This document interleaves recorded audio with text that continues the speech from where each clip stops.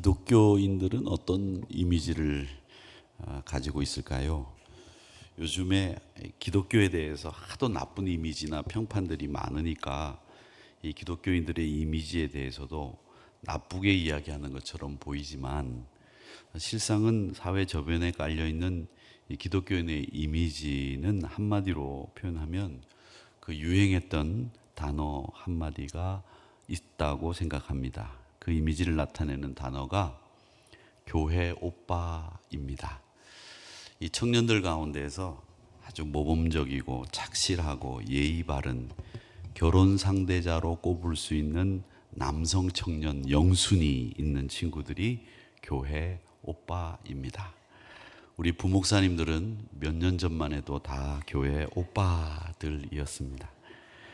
또 그리고 밥 잘 사주고 예쁘고 남자들의 마음을 잘 헤아려주는 여자 청년을 교회 누나라고 합니다. 오늘 이 자리에 앉아 계신 우리 권사님들, 집사님들 모두가 총각 시절, 처녀 시절 교회 오빠, 교회 누나였으리라고 저는 굳게 믿고 싶습니다. 그렇듯이 이 하나님의 이미지도 어떤 이미지일까 생각을 해보는 겁니다. 나쁜 이미지만 있는 게 아니고 교회에 대한 건강하고 좋은 이미지도 세상이 가지고 있더라라는 이야기를 말씀을 드리는데, 하나님의 이미지는 여러분 어떤 생각을 가지고 계시는지 모르겠습니다만은 성경을 보면 하나님의 이미지를 생각할 수 있는 여러 가지 사건들이 나오죠. 진노하시는 하나님, 벌을 주시는 하나님, 때로는 우상 숭배하는 이스라엘 백성들을 한꺼번에 그냥 땅을 꺼트려서 죽이시는 하나님, 이런 모습들이 보이기도 합니다만은 사실은 하나님의 이미지는 젠틀하고 품격 있고 항상 자비로운 이미지, 그게 하나님의 이미지입니다. 물론 하나님의 이미지는 만들어진 형상은 없습니다. 아주 우파에 있는 신학자들 가운데에서는 형상을 만들지 말라고 말씀하신 하나님의 명령을 따라서 교회 안에 십자가를 다는 것도 안 된다, 이렇게 이야기하시는 분들이 계세요. 그리고 또 아주 급진적인 분들도 이 교회 안에 십자가가 있는 것이 마땅한가, 이런 이야기들을 한 수년 전에 굉장히 많이 이야기들을 나누었습니다. 그러면서 이 교회가 이 형상을 가지고 이러쿵저러쿵 이야기를 했는데, 사실은 동교회와 서교회, 그러니까 동서교회가 나누어지는데 가장 큰 주요한 원인 중에 하나가 뭐였느냐면 교회의 형상을 두느냐 마느냐, 이걸 가지고 교회가 싸우다가 교회가 분리가 된 겁니다. 정교회와 카톨릭 교회로 나누어지게 되는 원인을 제공하기도 했습니다. 그래서 요즘 목사들이 십자가를 달지 않고 예배당을 만드는 경우들도 있기는 하나, 그러나 저는 십자가만큼은 그래도 그리스도의 사랑과 그 골고다 언덕의 희생을 기억할 수 있는 좋은 이미지이기 때문에 이 십자가 정도를 거는 것은 그리 문제될 것은 없겠다, 이런 생각을 하고, 저희 교회는 만들어진 기독교 백화점에서 파는 십자가가 아닌 우리가 만들어 놓은 십자가를 여기에 걸어두고 있습니다. 그래서 우리 한누리교회에 세워지고 걸려있는 십자가는, 저는 예배당에 있는 십자가는 기독교 백화점에서 만들어 놓은 십자가 다는 일은 없어야 되겠다, 이런 생각을 가지고 있는데, 그래서 이 강대상도 우리 온 한누리교회가 여러 그 성격을 가지고 여러 분들이 함께 모여서 한누리교회를 만드는 그런 형상을 가지고 이 교회 이미지와 우리 한누리교회에 맞는 조각조각이 난 여러 조각의 나무들을 가지고 강대상을 만들어야 되겠다라는 생각을 가지고 강대상을 만들었고, 또 지금은 우리가 많이 안 쓰고 있는 파인넷 전도 운동을 할 때 그 여러 가지 조각이 합쳐져 있는 그 배지를 여러분 보셨을 텐데, 그것도 사실은 이런 다양한 분들이 모여서 한 우리 안에 하나님을 섬긴다라는 의미로 만들었는데, 강대상을 우리 이제 헌물하신 분들이 계셔서 그렇게 잘 만들었는데 이 나무 조각들을 이렇게 붙여서 만들다 보니까 시간이 지나면서 붙은 데가 이렇게 벌어지고 떨어지고 이런 단점이 있기는 해요. 그런데 떨어지는 것도 이만큼 떨어진 것은 누구 사이가 지금 안 좋을까 이런 거를 볼 수 있는 아주 좋은 이런 증거이기도 해서 제가 보면서 우리 하누리 교회는 항상 다양한 분들이 한 마음으로 이렇게 하나 돼 있는 이런 교회의 이미지를 꼭 지켜야 되겠다 이런 생각으로 이 강대상도 위아래가 똑같이 이렇게 만들어져 있습니다. 우리 하나님에 대한 이미지를 설명하면서 그렇게 말씀을 드렸는데 물론 하나님의 이미지는 만들어진 형상은 없습니다. 우리가 불교 사찰에 가보면 석가모니는 큰 귀를 가지고 있죠. 이 귀가 굉장히 큽니다. 그리고 항상 웃는 얼굴로 앉아 있죠. 왜 웃는 얼굴로 앉아 있느냐면 돈을 달라고 하는 그런 모습으로 손 모양을 만들고 있기 때문에 인상을 쓰면서 돈 달라고 그럴 수는 없기 때문에 웃으면서 돈을 달라고 하고 있다. 뭐 이렇게 우스운 얘기들을 하고 있습니다만은 그가 보리수 밑에서 득도를 하고 난 뒤에 해탈을 했다고 하죠. 그리고 난 뒤에 웃는 웃음이다. 이렇게 해석을 합니다.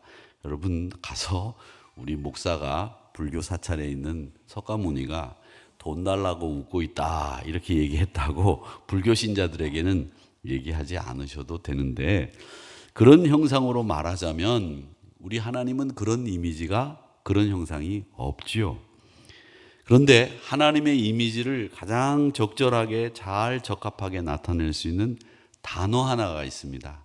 그 단어가 뭐냐면 하나님 그러면 그 하나님을 대표하는 이미지를 떠오르게 할 수 있는 단어 하나, 그게 뭐냐면 거룩하신 하나님이라는 말입니다. 그러니까 이 말씀은 잊지 않으셔야 됩니다. 우리 하나님의 이미지를 하나님을 떠올릴 때 여러분들이 생각할 수 있는 단어는 뭐냐? 거룩하신 하나님이라고 하는 단어이고 이미지입니다. 이 거룩이라고 하는 말은 히브리 말로 카데쉬라고 그렇게 얘기를 하는데 구별됐다라는 뜻입니다. 다르다는 뜻입니다. 내용이 다르고 방법이 다르고 행동이 다르다는 뜻입니다. 그래서 우리 하나님은 인간이 하는 행동과 생각이 다르고 방법이 다르고 또 뜻이 다르다라고 하는 뜻으로 거룩하신 하나님이라고 하는 구별된 하나님이라는 그 이미지가 하나님의 이미지에는 가장 적합한 이미지다. 그리고 하나님을 가장 잘 드러내는 단어다. 이렇게 생각을 하시면 되겠습니다. 제가 오늘 이 말씀을 제일 먼저 이미지에 대한 이야기를 하는 이유가 있는데 그 이유를 조금 이따가 설명을 드리겠습니다만은 우리가 읽은 이 7장 예레미야 7장 3절에서부터 15절까지는 예레미야 나중에 보게 되는 26장과 같이 성전에서 하신 설교입니다. 예레미야 선지자가 성전 아닌 곳에서 가서도 설교를 했겠죠. 어디든지 불러서 말씀을 전해달라고 부탁을 하면 설교를 했을 텐데 이 7장과 26장에 나오는 내용은 성전에서 예레미야 선지자가 죽기를 각오하고 맞아 죽을 각오로 한 설교입니다. 오늘 이 말씀을 읽으면서 여러분은 어떤 생각을 하셨는지 모르겠습니다만은 사실은 이 상황에서 예레미야가 이 말씀을 성전에서 했다는 것은 맞아 죽을 각오로 하지 않으면 안 되는 설교였다라고 그렇게 생각을 하시면 되는데 그 맞아 죽을 이유가 뭐였는지 제가 살펴보면서 말씀을 드리겠는데 2절 말씀을 보면 여호와의 말씀을 들으라라고 되어 있습니다. 그러면 7절 말씀에 보면 어떻게 되어 있느냐면 곧 너희 조상에게 영원 무궁토록 준 땅에서 살게 해주겠다 이렇게 말씀을 합니다. 그러니까 이 2절 말씀과 7절 말씀은 하나로 연결해서 말을 만들어 보면 네가 내 말을 잘 들으면 너희 조상에게 준 땅에서 영원 무궁토록 살 수 있도록 해 주겠다라고 연결을 지을 수 있는 말씀이 됩니다. 그래서 이 2절과 7절을 같이 연결해서 이 하나님이 말씀을 하신다면 우리는 그의 말씀을 들어야 된다는 이야기겠죠. 그렇게 되면 너희 조상에게 준 땅에서 영원 무궁토록 살 수 있다라고 하는 얘기를 하시면서, 그러면 너희가 들어야 될 말씀은 도대체 어떤 말씀이냐라고 하는 것을 설명을 하세요. 들어야 될 말씀이 3절에 나옵니다. 뭐라고 나오느냐면, 먼저 너희 길과 행위를 바르게 해라 라는 말씀을 합니다. 먼저 너희 행위, 너희 길 바르게 가야 되지, 엉뚱한 길로 가거나 갓길로 가거나 새길로 가지 말라는 겁니다. 그리고 항상 바르게 해라, 이걸 들어라 라고 하는 게 하나고, 5절에 보면 이웃들 사이에 정의를 행하며 라는 말씀이 있습니다. 이 말씀을 들어라 이겁니다. 이웃들과의 관계에서 정의를 행하고 불공평한 일은 하지 말고, 네 가는 길도 네가 하는 일도 항상 바르게 해라 라고 하는 나 여호와의 말을 좀 제발 들어라. 그러면 너희 조상에게 준 땅에서 영원 무궁토록 살게 될 거다라고 하는 얘기를 하시는 겁니다. 그래서 오늘 말씀을 이렇게 딱 정리하면 2절, 3절, 5절, 7절 요 말씀이 가장 중요하게 연결지어서 한 문장으로 만들 수 있는 말이죠. 네가 하나님의 말씀을 듣는데 어떤 말을, 네 가는 길, 네 행위를 바르게 하고 네 이웃에게 정의를 행하게 되면 너희 조상에게 준 땅에서 영원 무궁토록 살 수 있도록 해 주겠다라고 하는 말씀이 2절, 3절, 5절, 7절을 한 문장으로 만들어낸 말씀이고 그 내용입니다. 요약 정리가 딱 된 거죠. 그러면 들어야 될 말이 그렇게 있다면 듣지 말아야 될 말씀도 있죠. 그 말씀이 뭐냐면 10절의 말씀입니다. 이 말씀은 우리가 듣지 말아야 되니까 읽도록 하겠습니다. 같이 읽겠습니다. 시작. 내 이름으로 일컫음을 받은 이 집에 들어와서 내 앞에 서서 말하기를 우리가 구원을 얻었나이다 하느냐, 이는 행하려 함이로다. 아멘. 이 말씀이 도대체 뭐냐? 내 이름으로 일컬음을 받는 이 집에 들어와서, 성전이겠죠? 그렇지 않겠습니까? 내 앞에 서서 말하기를, 하나님 앞에 예배를 드리면서 말하는 거예요. 성전에 들어와서 하나님 앞에 예배를 드리면서 하는 말이 뭐냐? 우리가 구원을 얻었습니다. 이렇게 말을 할 수 있느냐? 네가. 이 모든 일은 가증한 일이다라는 거죠. 즉 성전에 들어와서 하나님 앞에 서서 하나님 우리가 구원 얻었습니다, 이렇게 말할 수 있느냐? 그렇게 말할 수 없을 정도로 너희들 가증한 일들 너무 많이 하지 않느냐? 그 얘기를 하시고 있는 거예요. 우리가 구원받았다고 하면서 가증한 일을 서슴지 않고 행한다는 얘기죠. 듣지 않아야 된다는 말을 우리가 듣고서 스스로 구원 얻었다고 믿고 나쁜 짓, 회개에 합당한 열매를 맺지 않고 살면서 하나님 앞에 와서는 내가 구원 얻었습니다, 내가 믿음으로 영생함을 얻었습니다, 이런 얘기들을 한다는 거예요. 믿음에 걸맞는 행동을 하지 못하는 사람을 가리켜서 지금 야단치고 있는 말씀이 이 10절의 말씀입니다. 디트리트 본 회퍼라는 사람은 목사님이셨는데 2차 세계대전 당시에 나치 독일 히틀러의 그 만행을 막아보려고 폭력까지 행사할 수 있는 그런 단체에 가입을 했다가 그게 발각되는 바람에 2차 세계대전이 끝나기 며칠 전에 육군형무소에서 총살령을 당했던 목사님이 디트리트 본 회퍼라는 목사님입니다. 우리 교회 협동 목사님이셨던 서울신대 총장을 지내셨던 유석성 박사님이 이 본 회퍼를 가지고 논문을 써서 박사학위를 받으셨는데, 이 본 회퍼는 카톨릭에서도 성자로 추앙을 받았습니다. 추대를 받았습니다. 그래서 이 카톨릭 교회에서도 개신교 목사이지만 성자로 인정하는 사람이 본 회퍼라는 목사님이십니다. 근데 이분이 뭐라고 말씀하셨냐면 이 10절에 나오는 구원받았음에도 불구하고 구원받은 사람의 삶의 열매가 나타나지 않으면 그건 값싼 은혜를 받은 겁니다 라고 얘기를 하고 있습니다. 우리가 받은 은혜는 값으로 계산할 수 없는 정말 소중하고 귀한 은혜인데 이걸 싼 은혜로 만든다는 거죠. 값싼 은혜로 만든다는 거죠. 여러분, 그래서 우리는 싼 것과 비싼 거라고 하는 것을 여러분 뭐 그걸 가지고서 우리가 좋은 거 나쁜 거를 얘기하는 것이 아니라 값싸게 만들 필요는 없지 않습니까? 우리가 받은 비싼 은혜를 왜 값싸게 만듭니까? 이 값싸게 만든다는 것은 그 구원받은 삶에 걸맞는 열매들이 안 나타나는 삶이 다 값싼 은혜라는 거죠. 거짓말하고 남 비난하고 욕하고 또 속이고 그저 불성실하고 이런 사람들이 다 회개의 삶이 변함없이 구원받았다고 떠들어대는 거, 그 은혜를 남용하는 태도다. 이렇게 이야기를 하시면서 값싼 은혜라고 얘기를 합니다. 여러분, 구원은 우리에게 분명하게 요구하는 게 있습니다. 구원받았다고 그냥 끝나는 게 아니라 구원받았으면 구원받은 것에 걸맞는 삶을 하나님이 우리에게 요구하시는 거예요. 너 이렇게 살아라. 너 이렇게 살아야 된다. 이걸 요구하시고 있는 거예요. 거기에 부응하지 못하면 행함 없는 믿음이 되는 거예요. 그래서 야고보서 2장 17절에서 뭐라고 얘기하셨느냐면 이와 같이 행함이 없는 믿음은 그 자체가 죽은 거라는 거죠. 믿음이 죽었다는 거죠. 이걸 스스로 속이는 일이기도 하고 율법이나 그 어떤 것도 필요 없다고 판단하는 잘못된 생각인데, 오늘 아침 신문에 보니까 제가 박옥수 목사가 또 뭐 성경 비밀의 세미나를 연다고 아주 광고를 크게 냈더라고요. 거기 가지 마십시오. 가면 안 됩니다. 저 양재 IC죠? 서초 IC인가요?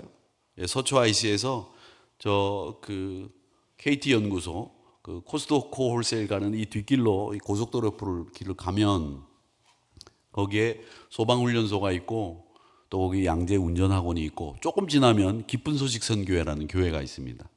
그 교회가 박옥수 목사 교회입니다. 근데 이 사람은 처음에 뭐라고 얘기했느냐면 자기는 성전이 없는 교회를 만들겠다 그랬는데 성전 떡 만들어 놨어요.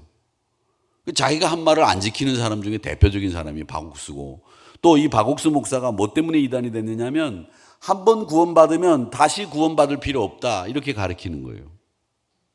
이게 예전에 교회사에 보면 4세기경에 펠라기우스라고 하는 유명한 교부가 있었습니다. 펠라기우스. 이 사람은 정말 금욕적인 생활을 했고 정말 엄격한 자기 생활을 했습니다. 얼마나 엄격한 생활을 했는지 1분도 틀림없이 그 시간에 일어나고 그 시간에 자고 그 시간에 먹고 그 시간에 성경 보고 그 시간에 기도하고 하루 일과가 정말 기계가 돌아가는 톱니바퀴가 돌아가듯이 그렇게 돌아가게 살았던 분이 펠라기우스라는 분입니다.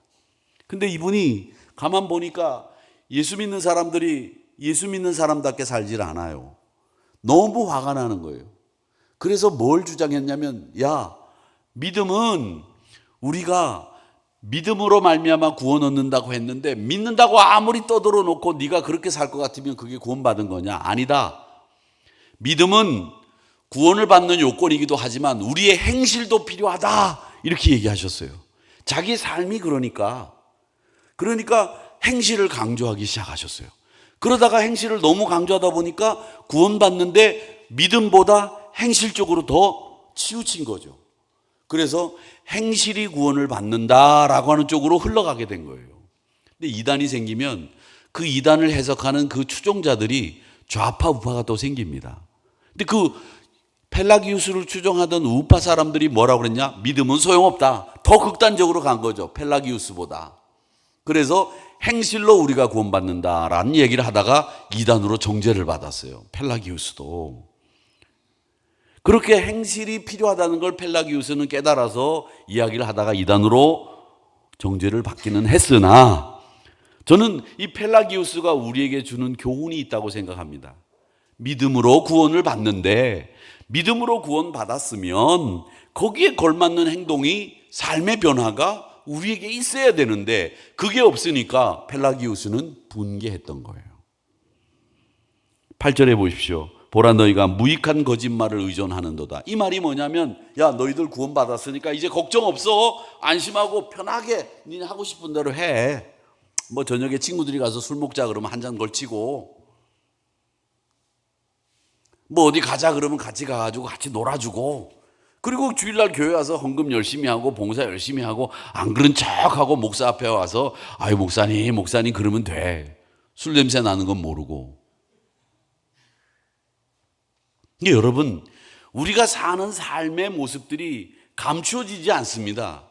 우리 삶의 모습들과 그런 모습들이 여러분들이 하는 말들이 사실은 감추어지는 것 같지만 그게 알게 모르게 우리 삶 속에서 그대로 하나씩 나와요. 그러니까 그 삶을 숨길 수 있다고 생각하느냐? 아닙니다. 숨겨지지가 않습니다. 그런데 그걸 숨기려고 무익한 거짓말을 의존하면서 거짓 선지자들이 말하는 것처럼 너희 구원받았으니까 걱정하지 마라. 편하게 살아. 제가 그렇게 얘기하면 어떻게 되겠습니까? 여러분, 예수 믿고 살기 힘드시죠? 율법이나 교리를 잘 지킬 수 있겠습니까? 예수 믿고 여러분 구원받았으니까 절대 망하는 법 없습니다. 제가 말씀드린 것처럼 여러분에게는 징계는 있으나 형벌은 없고 저주 없습니다. 제가 말씀드리잖아요. 징계는 아들에게만 주는 거예요.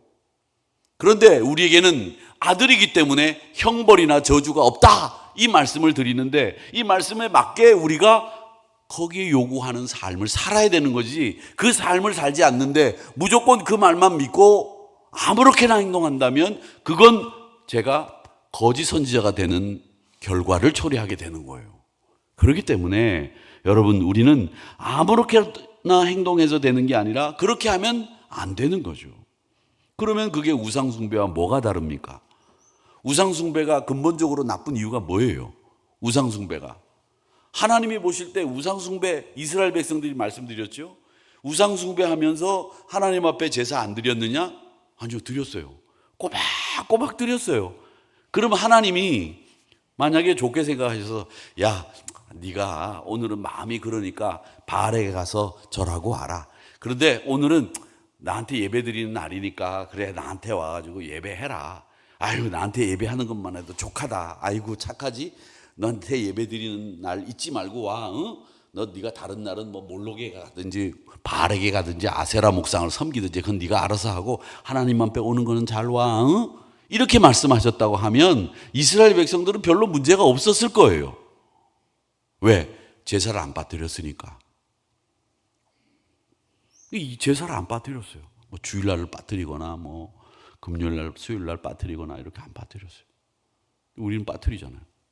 그죠? 그리고 가가지고 또 우상숭배도까지 하면 이건 이스라엘 백성들보다 더 못한 거 아닌가? 이런 생각을 해보게 될 때가 있습니다.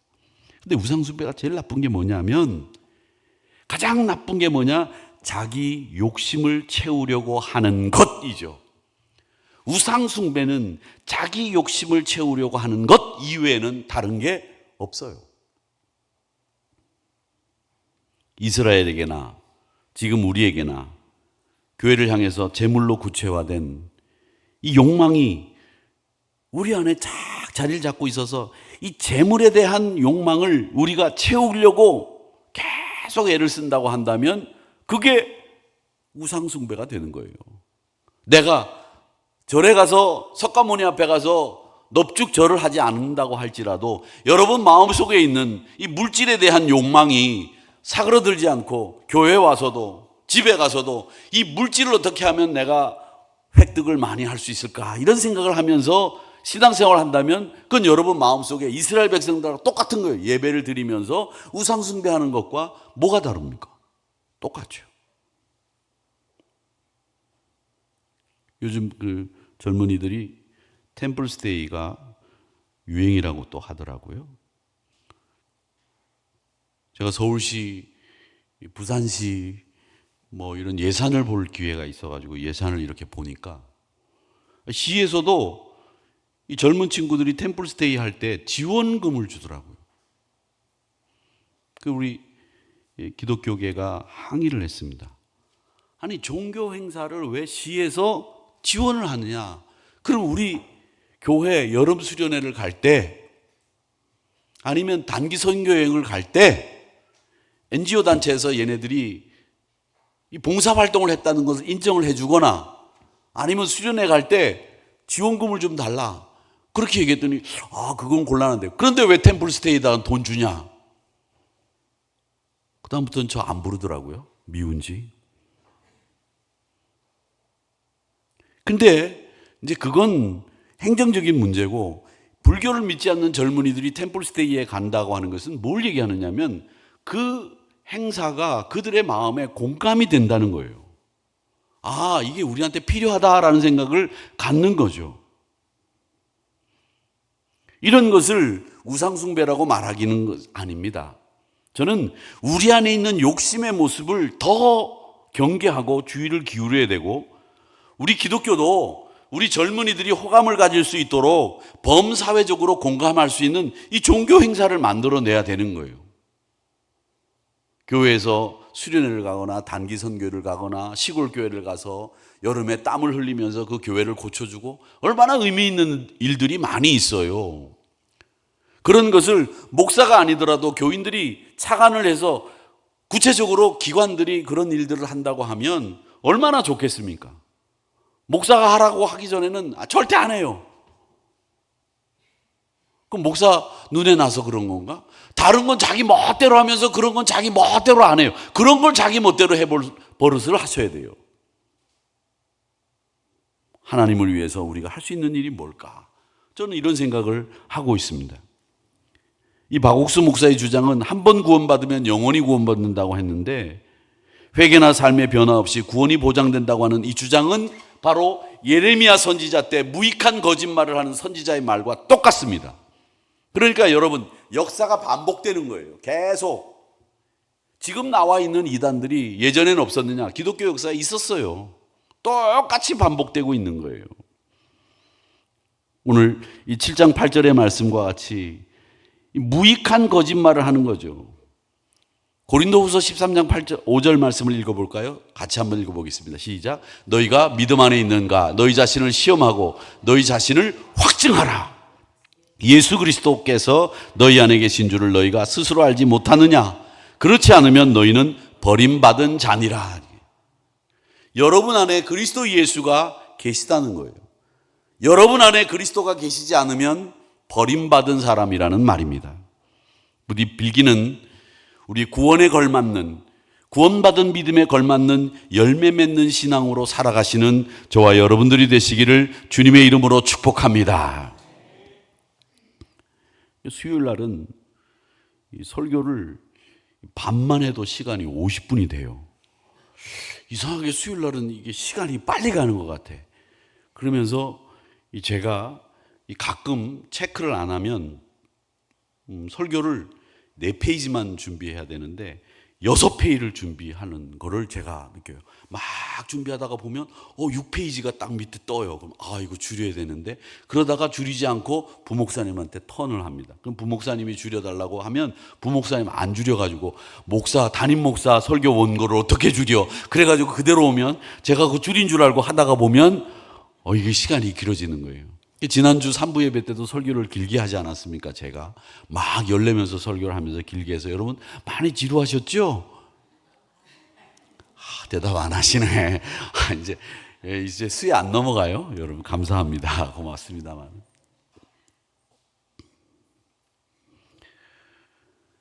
이스라엘 백성들의 무익한 거짓말하는 예레미야 선지자가 지적하는 무익한 거짓 선지자들이 있었다라고 했는데, 하나만 더 생각하고 설교를 마무리 짓겠습니다.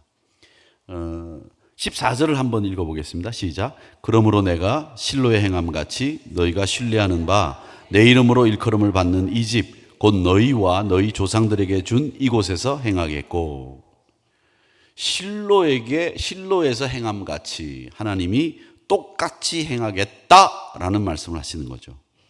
어떤 일이 실로에서 벌어졌는지를 아셔야 되겠죠. 이 실로라고 하는 것은 이스라엘 백성들이 가나안에 정착하고 제일 먼저 하나님 앞에 제단을 쌓은 곳, 그게 실로입니다. 기억하십시오. 가나안에 정착해서 제일 먼저 하나님을 찾은 곳 실로입니다. 하나님의 성전으로 삼았던 거죠.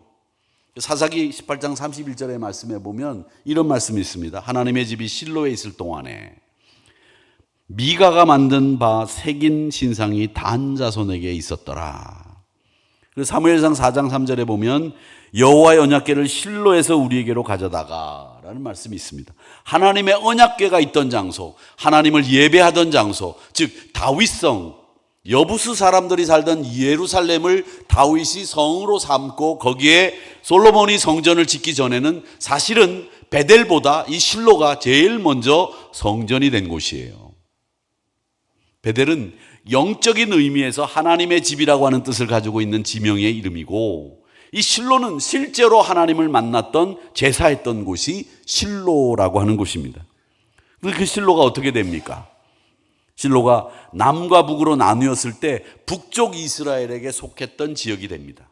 근데 이 북쪽 이스라엘이 아수르에게 먼저 멸망당하잖아요.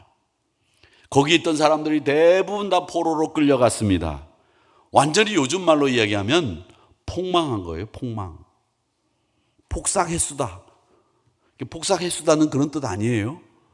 요즘에 뭐 보니까 폭삭했수다 뭐 이런 말이 나오는데, 그건 수고했습니다라는 말이고, 폭망, 완전히 망한 거예요. 여호와의 성전도 폭망해서 성전에 종사하는 사람들이나 성전에 출입하는 사람들이 모두 다 포로가 됐습니다. 하나님의 성전을 그렇게 헐어버리신 거예요. 왜 그렇게 하나님의 성전을 헐어버리셨을까? 그것도 하나님이. 그건 이스라엘 백성들이 형상이 없는 하나님을 형상을 만들어가지고 우상을 섬기면서 우상이 항상 먼저 있었던 거예요. 우상은요, 항상 형상이 나옵니다. 형상이. 이스라엘 백성들은요, 그 형상을 모셔두는 신전이 있는데, 이 형상을 만들게 되면, 우상 숭배하면 어떤 일이 벌어지냐면, 형상이 있어야 되고, 형상을 모셔두는 신전이 있어야 되고, 그 신전을 관리하는 사람이 있어야 되고, 신전을 섬기면서 복을 받아내는 수단으로 종교행위가 있었습니다.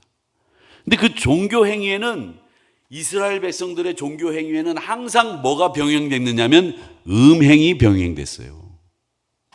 이 종교행위는 음행이 병행되면서 이 종교행위가 진행이 됐고, 그리고 그 우상숭배를 통해서 그 부분에 있는 많은 사람들이 이득을 취했습니다. 이게 우상숭배의 종교 패키지예요. 그러니까 인간의 노력이 필요하고 인간의 큰 예물이 필요하고 큰 수고가 뒤따라야 되는 것이 우상숭배예요. 그런데 하나님은 그런 형상 만들지 말라고 그러지 않았습니까? 그런데 이스라엘 백성들은 계속 형상을 만들었어요. 금송아지를 제일 먼저 만들었죠.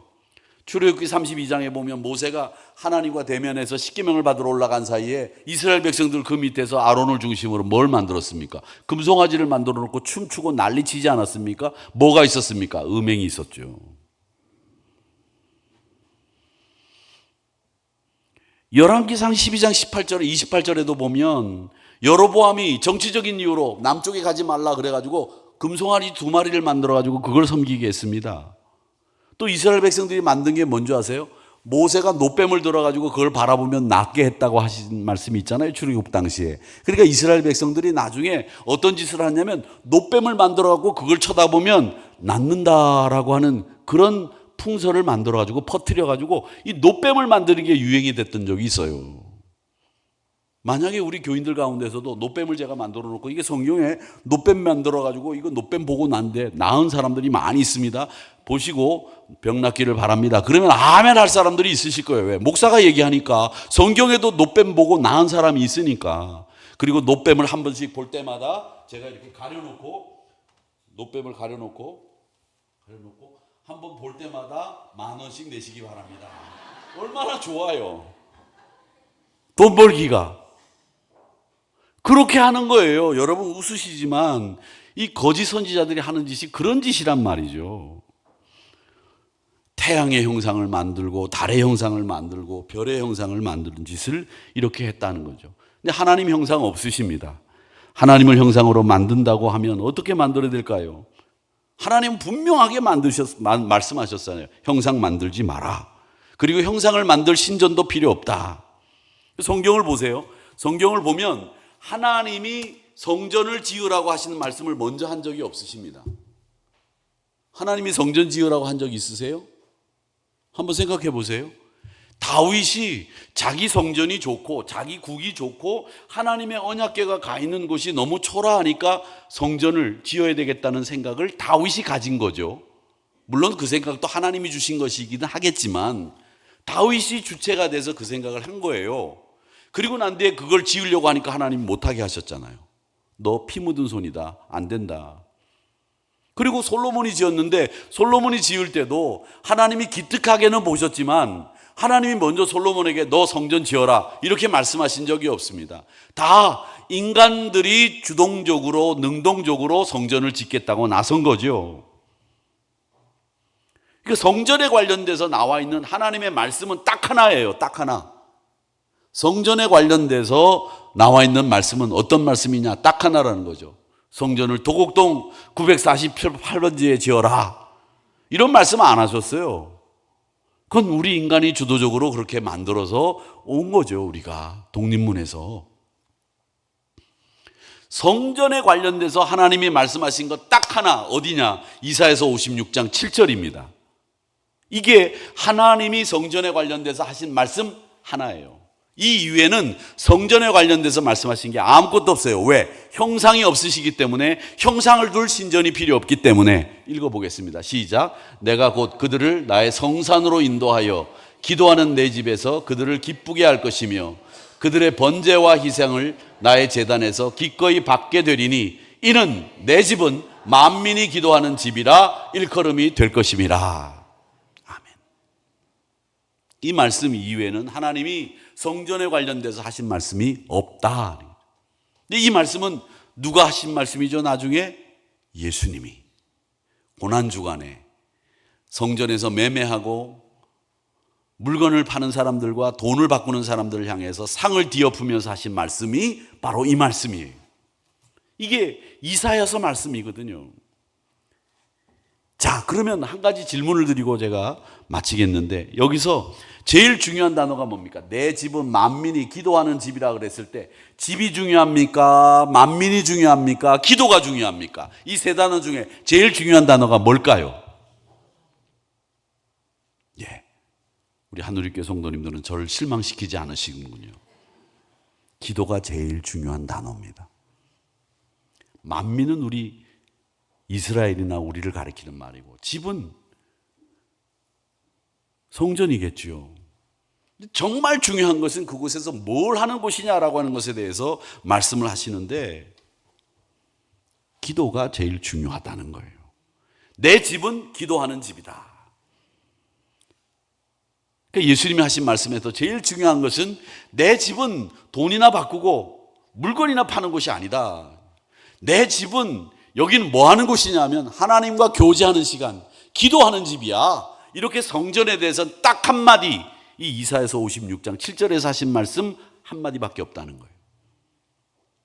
그래서 하나님이 형상이 없으시기 때문에 그렇습니다. 갈라디아서 6장 7절의 말씀에 이런 말씀이 있어요. 하나님은 만홀히 여김을 받지 않는다. 개역 성경에는 만홀이라고 되어 있는데 우리가 가지고 있는 개역 개정에는 업신 여김을 받지 아니하시나니 이렇게로 바뀌었어요. 근데 저는 이 만홀이라고 하는 말이 참 좋은데 이걸 업신 여김을 받지 아니하시나니 그러니까 조금 약간 가벼워 보여 말씀이. 근데 만홀히 여김을 받는다는 것은 하나님이 만만하게 봐서는 안 되는 분이라는 거고요. 하나님은 그렇게 호락호락한 분이 아니라는 거예요. 그렇기 때문에 우리는 하나님을 생각할 때 그냥 어영부영 하시는 분이라고 생각하시면 안 됩니다. 분명하고 확실한 분입니다. 내 집은 기도하는 집이야. 이 내 집에서 너희들이 형상을 만들거나 내 집에서 기도가 아닌 다른 일을 하거나 다른 생각을 하거나 내 집에서 기도하는 사람들이 나가서 그 구원에 걸만든 믿음의 열매가 없으면 너희들 조상들에게 준 땅에서 영원히 못 살아. 이 말씀을 하시는 내용이 예레미야의 말씀입니다. 그렇다면 우리는 여러분 믿음에 걸맞는 내 삶을 살아야 되겠구나 이 결단을 하셔야 되겠고, 또 하나는 우리가 성전에 모일 때 제일 중요하게 생각하는 것은 하나님이 성전에 대해서 오직 하신 말씀 하나, 기도하는 집이다 라고 하는 이 말씀을 기억하는 일, 이게 오늘 설교에서 여러분들에게 드리는 말씀이고 교훈입니다. 부디 빌기는 우리 사랑하는 성도 여러분, 성전은 정말 내가 하나님 앞에 믿음에 걸맞는 삶을 살고 돌아와서 이곳에서 하나님과 깊은 교제를 나누는 이 기도의 집으로, 이 만민의 집으로 만들어가는 아름다운 하누리교회 성도님들이 다 되시기를, 그래서 믿음에 걸맞는 신앙이 아름답고 내실 있는 열매를 맺는 여러분들이 되시기를 주님의 이름으로 축복합니다.